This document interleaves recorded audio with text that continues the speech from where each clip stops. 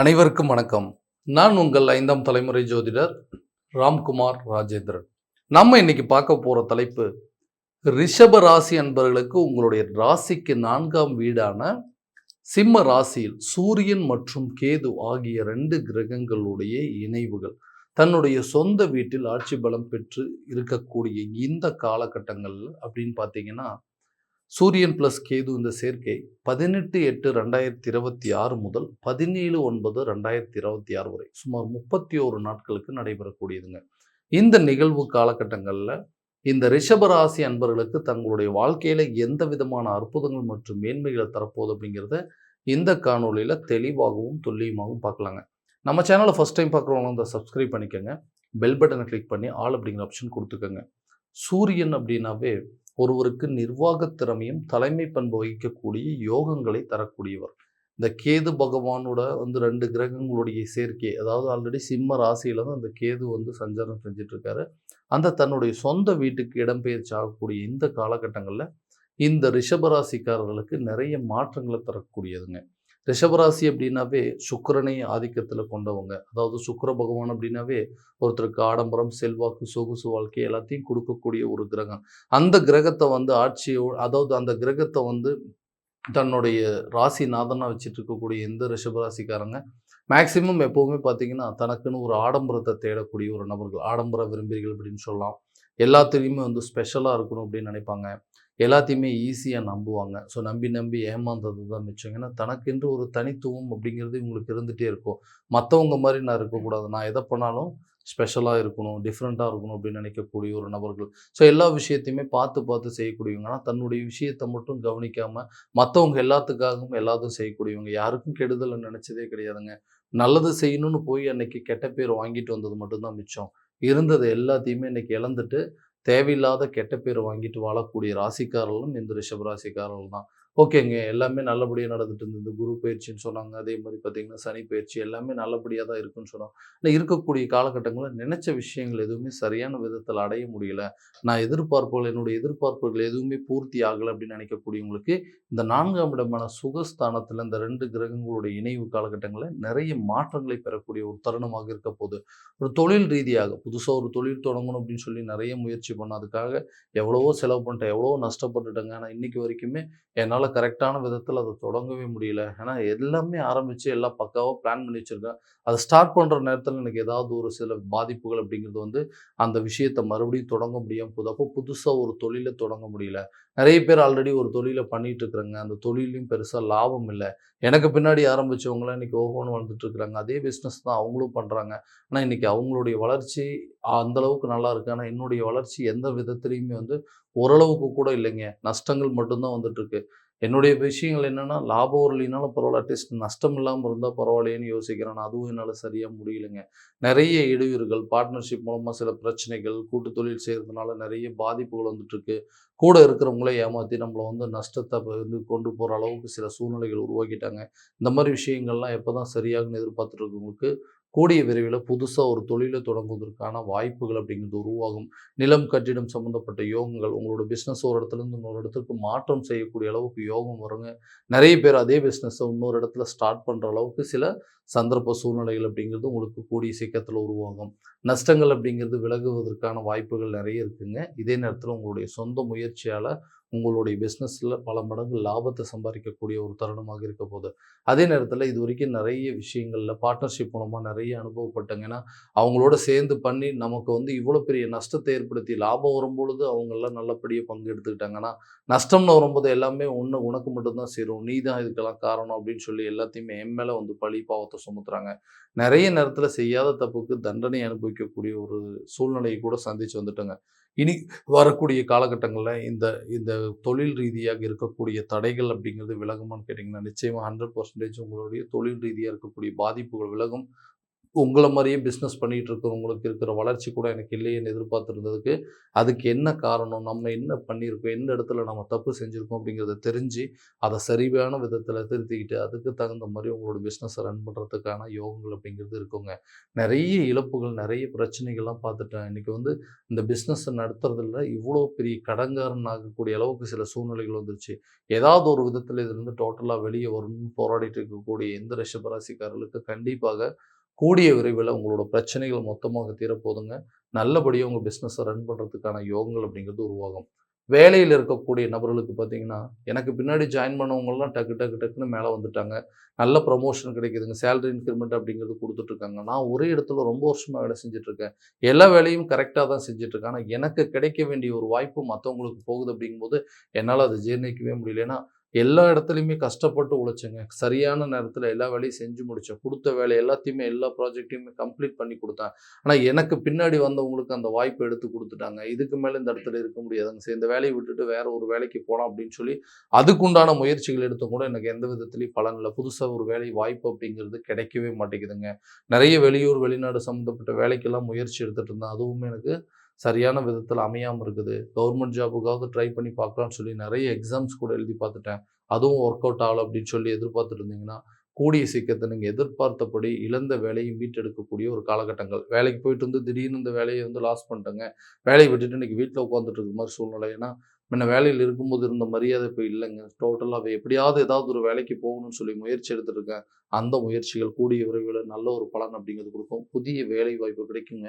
வெளியூர், வெளிநாடு சார்ந்த வேலைகளுக்கு உண்டான முயற்சிகள் கூட இந்த காலகட்டங்கள்ல கண்டிப்பாக உருவாகும். ரொம்ப நாளா வந்துட்டு பிசினஸ் பண்ணிட்டு இருந்தவங்க கூட சரி, இல்ல வேலையில இருந்தவங்களுக்கும் சரி, தனக்கென்னு ஒரு சொந்த அடையாளத்தை உருவாக்கக்கூடிய ஒரு காலகட்டம் அப்படின்னு சொல்லலாங்க. கவர்மெண்ட் ஜாபுக்காக ரொம்ப வருஷமா படிச்சுட்டு இருக்கீங்க. எதுவுமே வந்து சரியான விதத்தில ரிசல்ட் நமக்கு கிடைக்கவே இல்ல. இந்த அட்டெம்ப்ட்லயாவது எப்படியாவது பாஸ் பண்ணிருவோமான்னு சொல்லிட்டு முயற்சி எடுத்திருப்பீங்க. இந்த தருணத்தில கட்டாயமாக அது ஒரு நல்ல பங்களிப்பு அப்படிங்கிறது குடுக்கும். சில முயற்சிகள் இந்த காலகட்டங்கள்ல நிலுவையில் இருக்கக்கூடியது ஓகே. எல்லா எக்ஸாம்ஸ் எழுதி ரிசல்ட்லாம் வந்துருச்சுங்க. ஆனா இன்னும் வந்து போஸ்டிங் இல்லாம இருக்கு அப்படின்னு சொல்றவங்களுக்கு, கூடிய சீக்கிரத்தில ஒரு நல்ல தகவல்கள் அப்படிங்கிறது உங்கள வந்து சேருங்க. திருமணம் ஆகாத நபர்களுக்கு திருமணம் சார்ந்த யோகங்கள். இந்த திருமணம் அப்படிங்கிறது ஒண்ணு நடந்துருச்சுன்னா, கண்டிப்பா எனக்கு இருக்கக்கூடிய விஷயத்தில இது ஒரு நல்ல முன்னேற்றமா இருக்கும். ஏன்னா, எனக்குன்னு ஒரு பிடிச்ச வாழ்க்கைய இந்த மாரி தான் வாழணும்னு சொல்லி சில முயற்சிகள் எடுத்தேன். அந்த லைஃப் எனக்கு சரியான விதத்தில அமையல. ஏன்னா, நெறைய பேத்துக்கு இந்த மாரி ஒரு சூழ்நிலைகள் வந்திருக்கு. ஏன்னா, ஆசைப்பட்ட வாழ்க்கைய கரெக்டான கரெக்டான விதத்தில அமைச்சுக்க முடியல. அட்லீஸ்ட் அதுவா வரக்கூடிய லைஃபாவது நமக்கு நல்லபடியா இருக்குமே! தன்ன தேடி வரக்கூடிய வாழ்க்கையாவது நல்லபடியா இருக்குமான்னு சொல்லிட்டு, ஒரு அரேஞ்ச் மேரேஜுக்காக சில முயற்சிகள் எடுத்துட்டு இருக்கிறவங்களுக்கு, எல்லா விதத்திலயும் தடைகளா போய் அப்படியே தள்ளி தள்ளி போயிட்டே இருக்கு. ஏஜ் ஒரு பக்கம் ஆயிட்டே இருக்குங்க. இந்த திருமணம் அப்படிங்கிறது தள்ளி தள்ளி போயிட்டுருக்கு. எந்த அலைன்ஸுமே வந்து சரியான விதத்தில செட் ஆகல அப்படின்னு சொல்லி பார்த்தீங்கன்னா, கண்டிப்பாக கூடிய சீக்கிரத்தில உங்களுக்கு மனசுக்கு பிடிச்ச மாரி ஒரு மன வாழ்க்கை அப்படிங்கிறது கூடிய விரைவில உருவாகும். குடும்பத்தில ஒரு சுப நிகழ்வுகள் நடக்கும். தன்னுடைய பையனுக்கோ, பெண்ணுக்கோ வந்துட்டு நல்ல ஒரு வரன் அப்படிங்கிறது கிடைக்கும். நீண்ட நாட்களுக்கு உண்டான திருமண தடைகள் கூடிய சீக்கிரத்தில உங்களுக்கு ஒரு நல்ல அதாவது நல்ல யோகம் அப்படிங்கிறது உருவாகும். திருமணம் சம்மந்தப்பட்ட பந்தங்கள் அப்படிங்கிறது ஏற்படுங்க. திருமணம் ஆன நபர்களுக்கு குழந்தை பாக்கியம் சார்ந்த அனுகூலங்கள் அப்படிங்கிறது. இந்த விஷயம் மட்டும் நடந்துச்சுன்னா, என்ன விட சந்தோஷப்படக்கூடிய நபர் யாருமே இல்ல. ஏன்னா, குழந்தை பாக்கியம் அப்படிங்கிறது நீண்ட நாள் கனவாவே இருக்குது. எல்லாமே தள்ளி தள்ளி போயிட்டே இருக்குங்க. இன்னும் எவ்வளோ வருஷம் தான் இப்படியே இருக்கும்? நெறைய மருத்துவ முயற்சிகள் பண்ணியாச்சு. நெறைய கோயில் குளங்களுக்கு போயிட்டு வந்துட்டேங்க. நெறைய பரிகார பூஜைகள் எல்லாமே பண்ணிட்டோம். ஆனா, எதுவுமே எனக்கு ஒர்க் அவுட்டே ஆகல. அதனால வீண் மன உளைச்சல் தான் ஏற்பட்டிருந்தது. எந்த ஒரு விசேஷத்துக்கும் இந்த மாரி போக முடியல. சில பேர் வந்து நம்மள கூப்பிடுறதுக்கே யோசிக்கிறாங்க. எவ்வளவோ மன உளைச்சலுக்கும், மனவேதனைகள சந்திச்சிருப்பீங்க. கண்டிப்பாக இந்த காலகட்டங்கள்ல உங்களுக்கு ஒரு நல்ல தகவல்கள் கிடைக்கும். அதாவது நீண்ட நாள் மருத்துவ முயற்சிகள், இந்த செயற்கை கருத்தரிப்பு மூலமா செய்யக்கூடிய சில நிகழ்வுகள், இந்த ஐவிஎஃப் ட்ரீட்மெண்ட் எல்லாமே உங்களுக்கு நல்ல பாசிட்டிவான ரிசல்ட் அப்படிங்கிறது இந்த காலகட்டங்கள்ல குடுக்கும். ஸோ குழந்தை பாக்கியத்திற்கு உண்டான தடைகள் அப்படிங்கிறது முழுமையாக விலகக்கூடிய ஒரு காலகட்டங்கள் அப்படின்னு சொல்லலாங்க. நமக்குன்னு ஒரு இடம் வாங்கணுங்க. அந்த இடத்துல நமக்குன்னு சொந்தமா ஒரு வீடு கட்டணும். அப்பதான் நமக்குன்னு அடையாளம் அப்படிங்கிறது உருவாகும். ஏன்னா, வாடகை வீட்டிலேயே வாழ்க்கை பூரா வாழ்ந்துட்டுருக்கோம். ஏன்னா, சொந்த வீட்ல இருந்து இன்னைக்கு அத எல்லாத்தையுமே இழந்துட்டு, இன்னைக்கு இருந்த கடன் பிரச்சனையினால ஒரு சொந்தமா வீடு கூட இல்லாத ஒரு நிலைக்கு தள்ளப்பட்டேன். வண்டி, வாகனங்கள், போக்குவரத்துன்னு சொல்லி எல்லாமே என் கையில இருந்ததுங்க. நானா செய்த சில தவறுகள் இன்னைக்கு இந்த நிலைக்கு கொண்டு வந்து விட்டுருச்சு. எப்படியாவது இது எல்லாத்தையும் மீட்டெடுக்க முடியுமா? அடுத்தவங்கள நம்பி இன்னைக்கு நான் இழந்ததெல்லாம் போதும். நான் முயற்சி எடுக்கிறதுக்கு தயாரா தான் இருக்கிறேன். கஷ்டப்படுறதுக்கு தயாரா இருக்கேன். ஏதாவது ஒரு சூழ்நிலையில எனக்கு ஒரு நல்ல டைம் ஒர்க் அவுட் ஆச்சு அப்படின்னா, இந்த பிரச்சனை வந்து டோட்டலா வெளிய வந்துருங்க. கஷ்டப்பட்டு உழைக்க தயாரா இருக்கிறேன். எனக்குன்னு ஒரு சொந்தமோ, ஒரு இடமோ, ஒரு வீடோ கட்டணும் அப்படிங்கிறது ஒரு கனவாவே இருக்கக்கூடிய எந்த ராசிக்கார நண்பர்களுக்கு, கூடிய சீக்கிரத்தில உங்களுக்குன்னு ஒரு இடத்த வாங்குறது, அந்த வாங்குன இடத்துல வீடு கட்டுவதற்குண்டான முயற்சிகள், உங்களுடைய சொந்த வீட்ட மீட்டெடுப்பதற்கான யோகங்கள். நெறைய பேத்துக்கு பார்த்தீங்க அப்படின்னா, அந்த வீடு வந்து லோன் கட்ட முடியாம அந்த வீட்ட இழக்கக்கூடிய அளவுக்கு சில சூழ்நிலைகள் வந்திருக்கும். வண்டி வாகனங்கள் வச்சிருந்திருப்பீங்க. அதுக்கு கரெக்ட்டா டியூ கட்ட முடியாம நெறைய பிரச்சனைகள் இருந்திருக்குங்க. எப்படியாவது பணம் நம்ம கைக்கு வந்தது அப்படின்னா, இது எல்லாத்தையுமே நம்ம மீட்டெடுத்துறலாமேன்னு சொல்லி நெறைய முயற்சிகள் எடுத்துட்டு இருப்பீங்க. அந்த முயற்சிகள் இந்த காலகட்டங்கள்ல நல்ல பலன் குடுக்கும். எதிர்பார்த்த இடத்துலருந்து எதிர்பார்த்த தொகைகள் உங்க கைக்கு வந்து சேரும்போது, பழைய பிரச்சனைகள் எல்லாத்தையுமே கொஞ்சம் கொஞ்சமா தீர்த்து அதிலிருந்து வெளிய வருவதற்கான முயற்சிகள் இந்த தருணத்தில் நல்லபடியாவே நடக்குங்க. ஆரோக்கிய ரீதியாக நெறைய இழப்புகள் அப்படிங்கிறது சந்திச்சாச்சு. ஏன்னா, எல்லா விதத்திலயும் வந்து பார்த்தீங்கன்னா, ஆரோக்கியத்தில ஏதாவது ஒரு கெடுதல்கள் அப்படிங்கிறது வந்துட்டே இருக்குங்க. மருத்துவ செலவினங்கள் அப்படிங்கிறது அது வந்துட்டே இருக்கு. வீட்ல ஒருத்தர் மாத்தி ஒருத்தர் யாராவது ஒருத்தருக்கு ஆரோக்கிய ரீதியா பாதிப்புகள் குடுத்துட்டே இருக்குங்க. இந்த பிரச்சனைகள் முழுமையாக நீங்குமா? நம்மளுக்குன்னு ஒரு சுகபோக வாழ்க்கை அனுபவிக்க முடியுமா? எப்படியாவது ஹெல்த்ல இருந்து பிரச்சனை வந்ததுன்னா, இத விட ஒரு நல்ல விஷயம் வேற எதுவுமே இல்லன்னு சொல்லி ட்ரீட்மெண்ட் எடுக்கிறவங்களுக்கு, கட்டாயமாக அது ஒரு நல்ல பலன் அப்படிங்கிறது குடுக்குங்க. கணவன் மனைவிக்கிடையே இருக்கக்கூடிய கருத்து வேறுபாடுகள் எதுக்கெடுத்தாலும் சண்டை போட்டுட்டு இருக்கான். காரணமே இல்லாம ஒருத்தருக்கு ஒருத்தர் இன்னைக்கு குறை சொல்லி, நீ போ கிழக்க, நான் போ மேற்க, ஆளுக்கு ஒரு திசையில பிரிந்து வாழக்கூடிய அளவுக்கு சில நிலைகள் வந்துருச்சு. இன்னைக்கு காரணமே இல்லாம சண்டை வந்து, குடும்பமே வந்து சிதைஞ்சு போன கண்ணாடி மாரி ஆயிருச்சுங்க. ஏன்னா, நல்ல நிலையில வாழ்ந்துட்டு இருந்தவங்க, மத்தவங்க பார்த்து நம்மள பொறாமப்பட்டவங்க, நம்ம ஆசைப்பட்டு தான் இந்த வாழ்க்கைய அமைச்சுக்கிட்டோம். இன்னைக்கு வந்து 2 பேத்துக்கு விருப்பப்பட்டு தான் இந்த ஒரு மன வாழ்க்கைய அமைச்சுக்கிட்டோம்னா, எல்லாமே முன்னாடி இருந்த ஒரு அன்பு, பாசம், பற்றுதல் எதுவுமே இப்ப இல்லாம இருக்கு. காரணமே இல்லாம சண்டை போட்டு, தேவையில்லாத நபர்களோட பேச்சுக்கள கேட்டு, இன்னைக்கு நல்லா இருந்த குடும்பம் இந்த அளவுக்கு பிரிஞ்சு, டிவோர்ஸ் வரைக்கும் போற அளவுக்கு சில சூழ்நிலைகள் இருந்தது. சில பேர் ஒரே வீட்ல இருந்து ஒருத்தருக்கு ஒருத்தர் பேசிக்காத ஒரு நிலை அப்படிங்கிறது வந்திருக்கு. இந்த நிலைகள்லாம் மாறக்கூடிய ஒரு காலகட்டங்கள். கண்டிப்பாக அந்த கணவன் மனைவிக்கிடையே நல்ல ஒரு அந்யோன்யம் அப்படிங்கிறது ஏற்படுங்க. உங்களுக்குள்ள இருக்கக்கூடிய பிரச்சனைகள பேசி தீர்த்து, அதன்படி நல்ல ஒரு சுமூகமான தீர்வுகள் எடுக்கக்கூடிய ஒரு காலகட்டமா இருக்குங்க. காதலர்கள் மத்தியில இருக்கக்கூடிய பாதிப்புகள் கூட விலகும். அந்த விஷயத்த அந்த லவ் பண்ற விஷயத்த வீட்ல சொல்லி திருமண லெவலுக்கு கொண்டு போறதுக்கான சில சான்சஸ் அப்படிங்கிறது இந்த காலகட்டங்கள்ல இருக்கும். அடுத்தபடியா பார்த்தீங்க அப்படின்னா, அந்த பிரிந்த உறவுகள் அப்படின்னு சொல்றது காரணமே இல்லாம இன்னைக்கு நம்ம ஒரு லைஃப்ப தேடி போனோங்க. அந்த லைஃப் தான் சரியான விதத்தில அமையல. நம்மள தேடி வந்த லைஃபாவது இன்னைக்கு நிலைக்கும் அப்படின்னு நெனைச்சோம். அதுவுமே நம்மள விட்டு விலகி போகக்கூடிய அளவுக்கு சூழ்நிலைகள் வந்திருக்கு. ஏன்னா, அந்த ரிஷபராசிக்காரர்கள் அப்படின்னாவே இந்த காதல், அன்பு, பாசம், பற்றுதல்லாம் ரொம்ப அதிகமாவே இருக்கிறவங்க.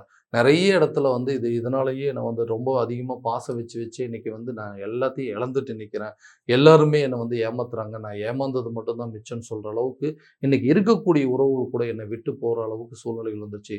அந்த விலகி போன உறவுகள் தேடி வருமான்னு எதிர்பார்த்தீங்கன்னா, கண்டிப்பாக நடக்குங்க.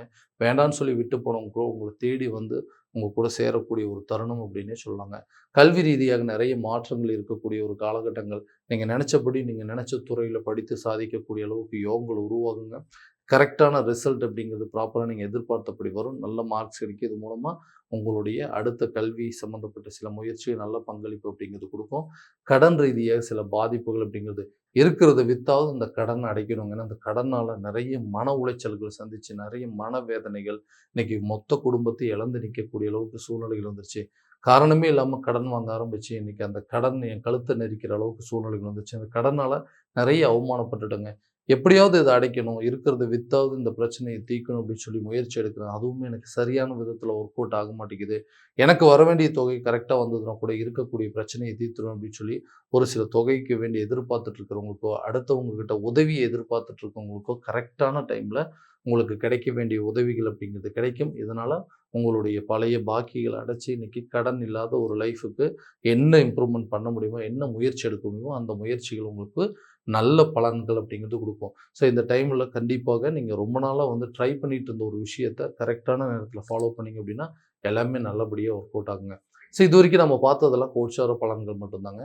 இந்த பலன்கள் அனைத்தும் உங்களுக்கு நடக்குமானா, உங்களுடைய சுய ஜாதகத்த முழுமையா தெரிஞ்சுக்கங்க.